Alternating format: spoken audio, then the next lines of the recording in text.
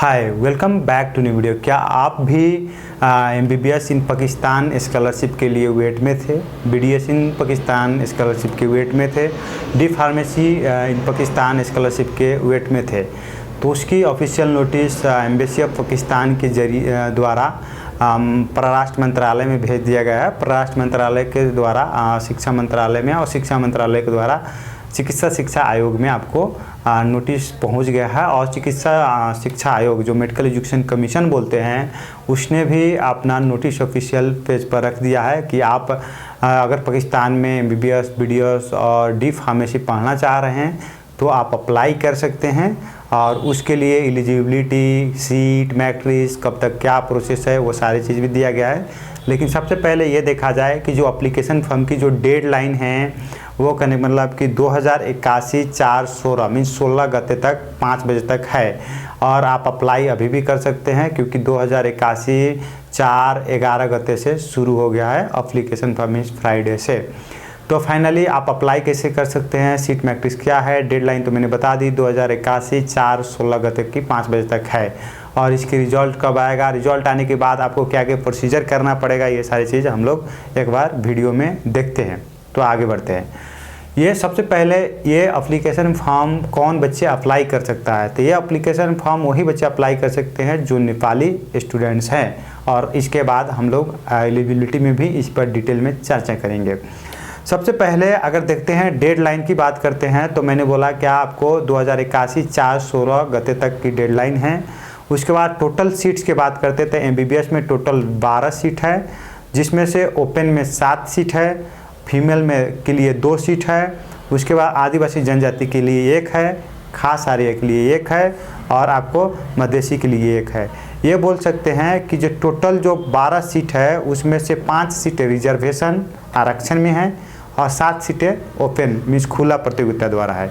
BDS में आपकी 2 सीटें हैं, जिसमें से 1 सीटें आरक्षण फीमेल के लिए है और 1 सीटें ओपन में है। उस तरह से डी फार्मेसी में 6 सीटें हैं, जिसमें से 3 ओपन में है और 3 रिजर्वेशन में है, जिसमें से फीमेल के लिए 1 रिजर्वेशन, मुस्लिम फीमेल के लिए 1 है और दलित के लिए 1 है। एलिजिबिलिटी में आते हैं तो एलिजिबिलिटी में आपको अगर 12 क्लास की मार्क्स की बात किया जाए तो इंग्लिश, केमिस्ट्री, बायोलॉजी में एंड फिजिक्स में आपको एग्रीगेट में 65% होना कंपलसरी है। डी फार्मेसी में अगर आप बात करते हैं तो English, physics, chemistry and bio में आपको 60% है तो हो जाएगा। ये पाकिस्तान की जो है ग्रेडिंग सिस्टम उसमें अगर आपकी GPA में है तो मिनिमम आपकी GPA 2.8 होना कंपलसरी है। अब आते हैं कि जो कैसे अप्लाई कर सकते हैं।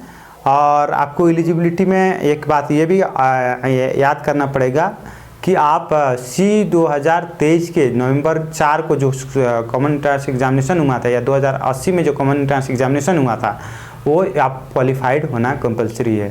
तो अगर आप उस एग्ज़ाम में क्वालिफाइड नहीं हो, आप एग्ज़ाम नहीं दिए हो, तो ये फिर स्कॉलरशिप आपके लिए नहीं है।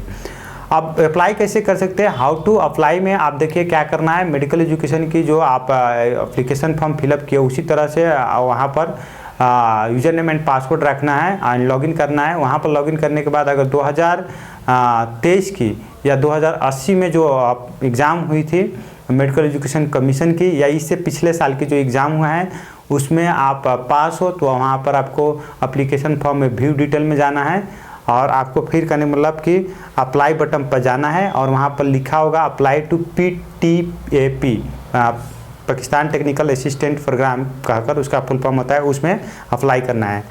उसके बाद जब अप्लाई कर दोगे तो उसके बाद कुछ नहीं करना है। उसके बाद आपकी रिजल्ट डिक्लेरेशन 2080/4/20 गते होगा, मीन्स जिस टाइम डेडलाइन खत्म होगा उसके 4 दिन बाद आपको रिजल्ट आ जाएगा मेडिकल एजुकेशन वेबसाइट पर। आफ्टर जब रिजल्ट डिक्लेरेशन हो जाएगा और आप सिलेक्ट हो जाएंगे उसमें मेडिकल एजुकेशन कमीशन के बाद, तो उसके बाद आपको आपकी नेम जो है रिकमेंड कर दिया जाएगा एजुकेशन मिनिस्ट्री में।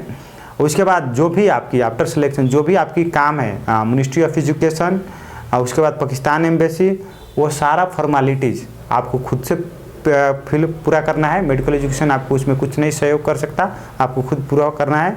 उस तरह से अगर आप इस पाकिस्तान स्कॉलरशिप में आपको मिलता है और फिर आप नहीं जाते हैं, ड्रॉप करते हैं, तो जो भी प्रचलित कानून है उसके हिसाब से आपको फिनिश किया जाएगा। फिलहाल के लिए आप इतना करिए।